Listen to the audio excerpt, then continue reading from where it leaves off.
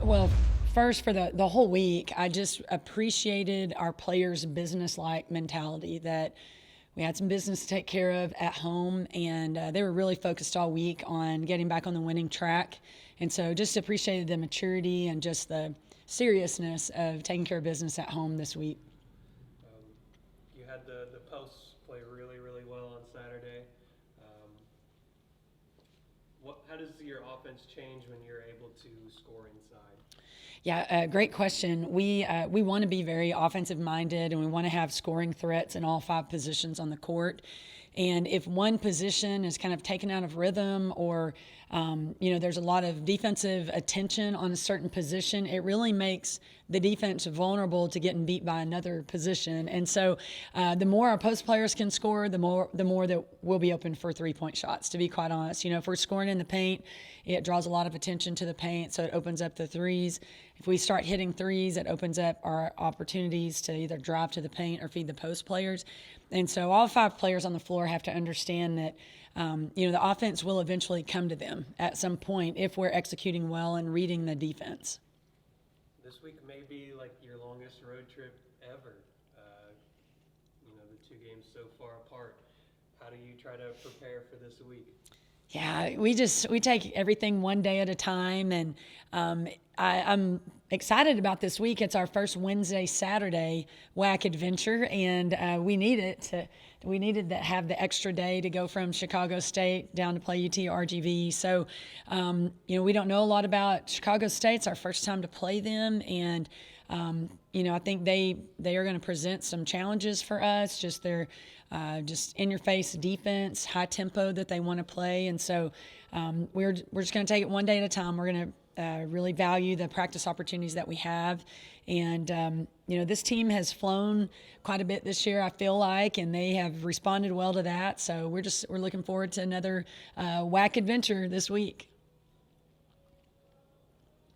Okay, so you just talked about offense a lot. Defense, you really did have a lot of massive stops Thursday and Saturday. So I feel like that was what had you capitalize in that fourth quarter and got that win for you guys. A little bit about that and their defense. It is time. It'll be February tomorrow. It's time for us to get serious about getting defensive stops, and we saw that in our last two home games. We had really good defensive units on the court that worked really well together. It's interesting how changing one player on the floor can hurt you defensively, or it can lift the intensity on the defensive side of the ball. And I think that's what some of our subs did for us. They just kind of elevated our level of play on the defensive end in the game on Thursday and also on Saturday. And so, to have a special season, make a run for a championship kind of season, you do have to be able to get defensive stops in the course of the game. For us, we want our defense to become our early offense. And so I think our players are starting to kind of put all of that together and play complete games now.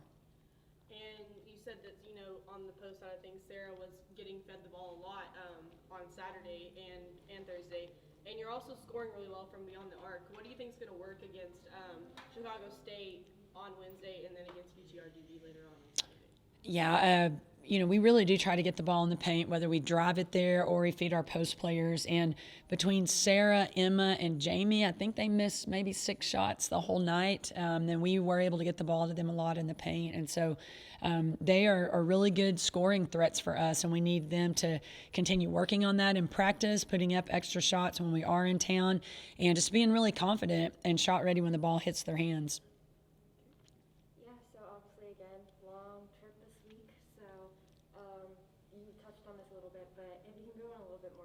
What does that trip really look like for you guys, rest-wise, schoolwork-wise, just all logistics-wise?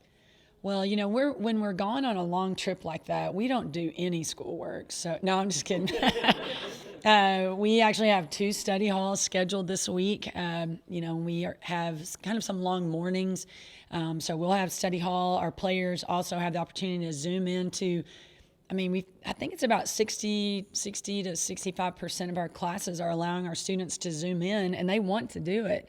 And so, we're going to allow them to, do that, to be able to attend class virtually if that's an opportunity through their professors. So we do pay attention to school and fortunately for us, I mean, our players are very good students and they're serious about school.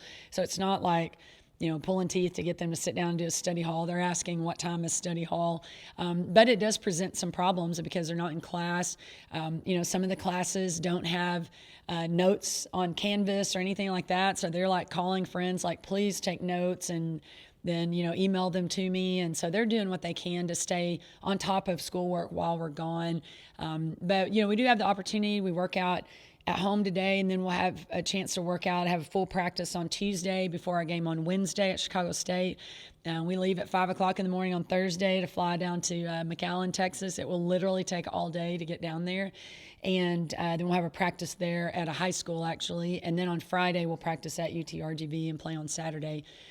So we've got a really good schedule this week. About every 15, 30 minutes of the day, we've got an itinerary made out, and we're going to eat at some cool places in Chicago. And so, it'll be a good experience for our team. And it's our first experience with this trip, and it may be a trip that we see, over and over in the future. And so we'll figure out how to navigate that and have some success on the road. Yeah, you've already, again, touched on this, but Chicago State, completely new team. You guys never played them before. So what does that look like for the coaching staff, having to scout and look at a completely new team to help get your team ready for that? When you compare what we just did on Saturday, we played Lamar, and, I did the Lamar scout, and I'm so familiar with almost everyone on their team because we've played them, so many times. And so I think personnel is really the biggest mystery of all because we're not familiar with the Chicago State players, and the majority are from the Midwest. They're players that we never even recruited. We didn't know them. And so that's probably the biggest thing is just learning and evaluating the personnel, what are their strengths, what are their weaknesses. And then obviously we're playing against a new coaching staff and just learning their tendencies and, just trying to figure out a game plan that puts us in the best position to win ball games. Yeah, and then last question for me, obviously this week you had a lot of players stepping up. One person who stood out in particular for me this week was Maddie Miller. So what are your thoughts on just her and then all of your players stepping up this week? And honestly, they from their end of race, they told that in their minds those were must-win games. So what are your thoughts on your players being able to respond and win those two games this week? Well, to address your point about Maddie Miller, she's playing really high-level basketball right now. And it's not just that she's has a scoring mentality, but she's getting rebounds still. She's sharing the basketball. I mean, her stat line was phenomenal on Saturday, 12 points, 6 rebounds, 6 assists, 6 steals. That's a phenomenal game. And so I'm just really proud of her approaching every day, whether it's a game or a practice. She's approaching it with urgency. I mean, we're down to just, a few weeks left of our regular season before we head to Las Vegas. And so there is no time to waste. You have to bring your best effort every day.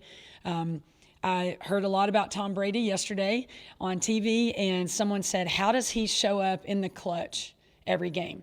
And, they answered it because he's not in the clutch. Like every day in practice, he puts himself in the clutch. Like he doesn't skip a drill. He doesn't walk through any reps. Like everything he does in practice is game speed, and he puts himself in those pressure-packed situations every single day. So when the game comes, it's not a big deal. He's put himself in that position hundreds, if not thousands of times. And so Maddie goes hard every day in practice, and she's trying to win every possession in practice. She's super competitive. She's going after every rebound. She's trying to make perfect passes so that when it comes to the game, it's like all these reps I put into practice, I'm going to be able to follow through with these in the games.